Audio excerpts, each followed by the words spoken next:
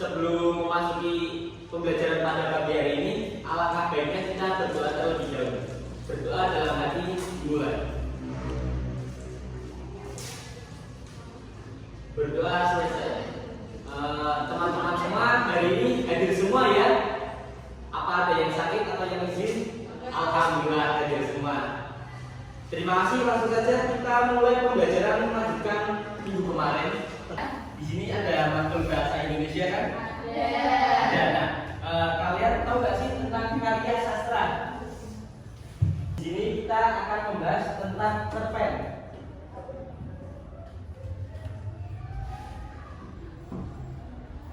Sebelumnya ada yang tahu tentang cerpen belum? Nah, kalian pasti sudah mendengarkan cerpen di pembelajaran sebelumnya, bahkan di SD sudah pernah kan? Nah, cerpen itu selain cerita pendek, juga ada definisi cerpen. Cerpen adalah cerita sebuah karya prosa fiksi yang selesai dibaca dalam sekali duduk. Nah, bedanya cerpen sama novel itu, kalau novel itu kan satu buku ya. Nah, sedangkan cerpen itu identik dengan di bawah 10.000 kata, tidak terlalu banyak katanya. Jadi hanya cerita pengalaman pribadi, bisa imajinasi kalian, bisa ungkapan. Kalau perempuan itu biasanya dengan perasaan ya. Kalau merenung, nah kan kalian bisa merenung itu dengan perasaan kalian ditulis. Nah, menjadi karya sastra. Termasuk selanjutnya itu ciri-ciri cerpen. Nah, ciri-ciri cerpen tidak lebih dari 10.000 kata. Nah, cerpen itu beda sama novel.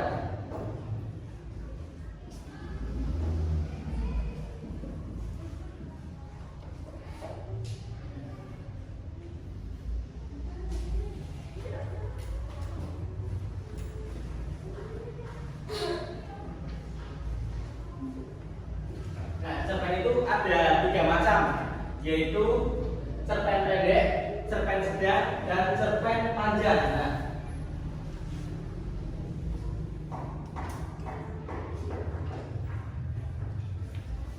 Nah, kalian tahu nggak cerpen yang pendek itu dari berapa kata? Cerpen pendek itu dari 500 sampai 700 kata.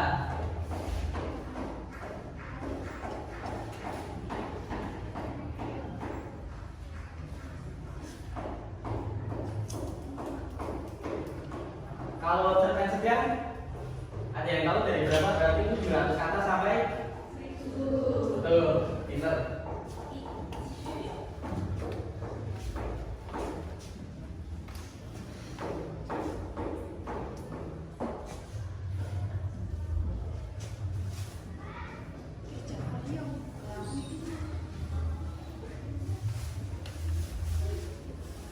Kalau cerpen panjang dari 1000 sampai 1000.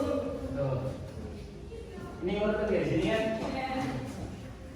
Selanjutnya sama seperti cerpen itu sama seperti puisi yang lain-lain juga mempunyai unsur. Nah, unsur itu ada 2. Ada yang tahu nggak unsur itu apa? Nah, di sini ada yang bisa menjelaskan unsur intrinsik itu apa, ekstrinsik itu apa?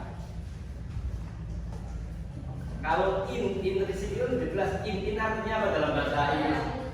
Dalam. Nah, berarti unsur yang ada dalam cerita atau dalam kajian karya sastra tersebut. Nah, di sini bentar ya.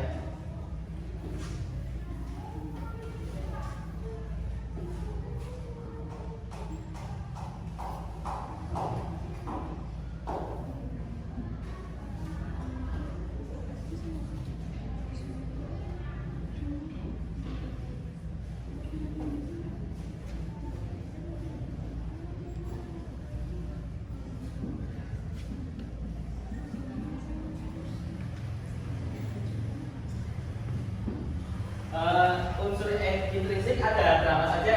Yang pertama, ya alur termasuk apa aja? Pokok apa? Ya, pokok penolakan, betul. Terus, ya tema, betul. Terus,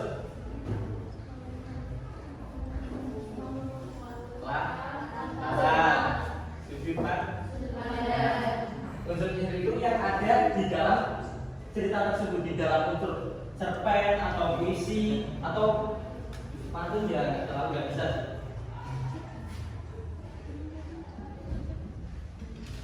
Yang pertama tema itu ada yang tahu tema itu apa? Judul, terus ide pokok yang betul tema. Yang kedua itu ada tokoh. Tokoh dalam bahasa Indonesia itu ada berapa? 3. 1.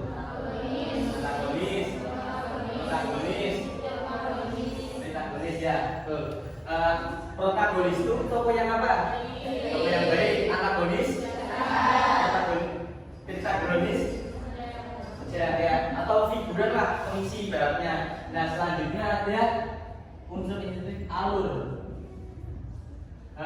Di sini pernah dijelaskan kan cerita itu pasti ada alurnya dari depan sampai akhir. Nah, itu alur itu ada berapa? Ya, ada 3. Alur apa? Maju. Alur maju itu yang dari yang alurnya maju. Kalau alurnya mundur itu alurnya dari ya belakang, betul ya. Kalau alur campuran itu maju mundur, atau kalau kita sudah maju alurnya itu flashback ke belakang, menceritakan ke sebelumnya. Nah, selanjutnya ada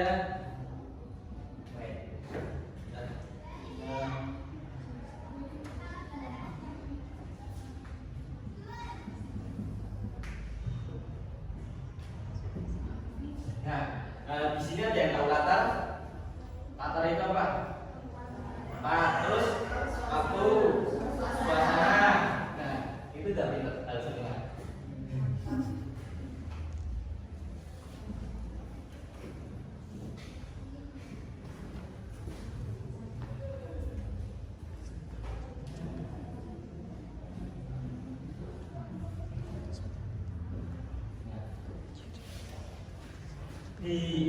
Di unsur Indonesia itu juga ada sudut pandang. Sudut pandang sudah tahu belum? Ya kan, sudut pandang itu dari orang berapa, tokohnya itu, pandangannya itu, keadaannya. Nah, di setiap cerpen maupun puisi kan ungkapan ekspresi sampai kita, ungkapan perasaan kita kalau kita membuat sendiri. Nah, itu pasti ada mengandung amanat. Amanat itu kalau bisa yang positif, jangan yang negatif ya.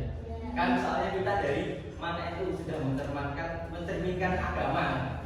Nah, selanjutnya ada unsur ekstrinsi.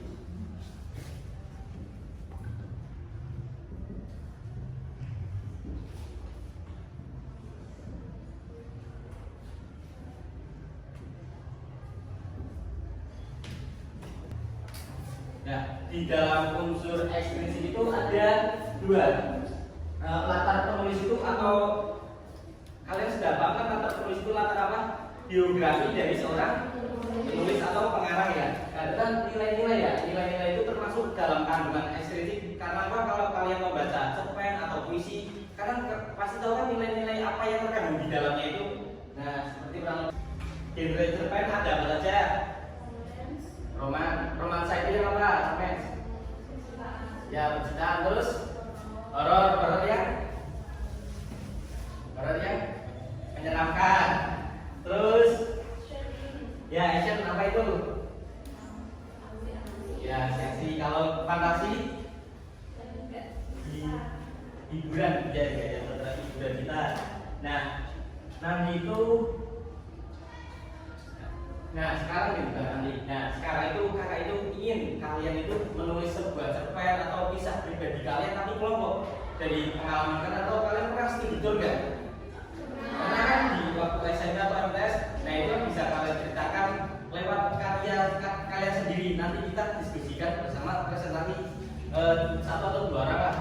Boleh minta tolong waktunya 2 kan 4 orang.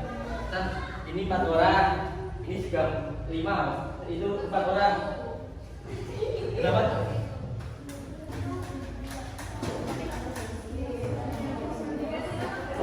Boleh menggunakan nomornya.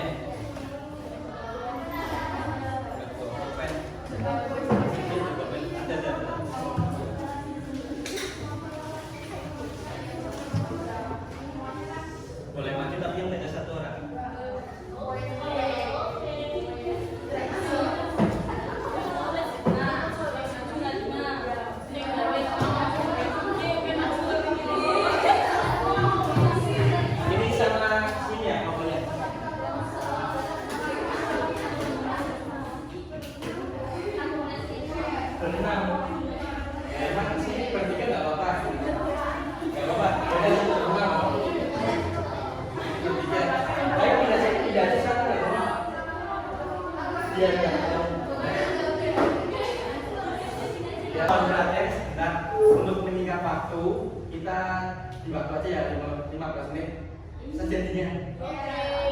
Yang 15 menit dari sekarang ya.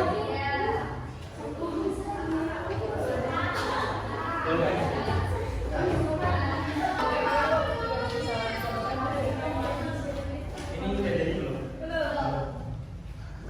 Mohon waktunya sebentar. Kan sebagian ada yang jadi, sebagian ada yang belum ya. Nah, kakak minta satu kelompok untuk mengaji nggak baca, cuman dipresentasikan temanya itu apa, tokohnya itu siapa saja, alurnya itu pagi apa minggu, terus latar belakang katanya itu latar suasana apa yang gimana, cuma bagian. Terus amanat yang cerpen kalian buat itu apa? Boleh lagi satu kelompok yang siap. Ya maju semua tapi yang jelasin satu. Hah? Ya boleh jelasin. Ya kelompoknya ini.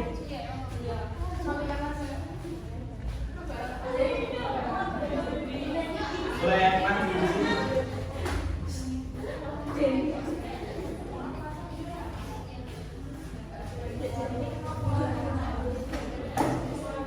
Cerpennya teman-teman bagi judulnya apa, tulisan temanya, toko, alur, latar. Baik, di sini saya dan teman saya itu mewakili dari kelompoknya Kak Zidna ya. Nah, di sini kami akan membawakan cerpen tentang camping di Bukit Teletabis. Nah, cerpen yang kami buat ini mengandung unsur instruksi yaitu temanya tentang horor. Nah, tokohnya itu Ashela, Najma, terus Syasha, Zidan dan juga Abdel. Alur dari cerpen yang kami buat ini alur maju. Lalu latarnya itu di latar tempatnya itu berada di Bukit Teletabis. Latar waktunya ketika siang dan malam hari. Dan sudut pandang yang kami buat itu dari sudut pandang orang pertama dan juga orang ketiga. Amanat yang kami buat yaitu dari nomor ini, dari cerpen yang kami buat ini, agar tidak berlaku semena-mena di tempatnya orang lain karena itu bisa mengakibatkan hal-hal buruk yang terjadi pada diri kita sendiri. Terima kasih untuk teman-teman yang sudah mengikuti pembelajaran pada pagi hari ini. Semoga ilmunya bermanfaat dan jangan lupa terus belajar. Apabila Bapak ada kesalahan, tutur kata maupun tingkah laku, mohon maaf. Wassalamualaikum warahmatullahi wabarakatuh.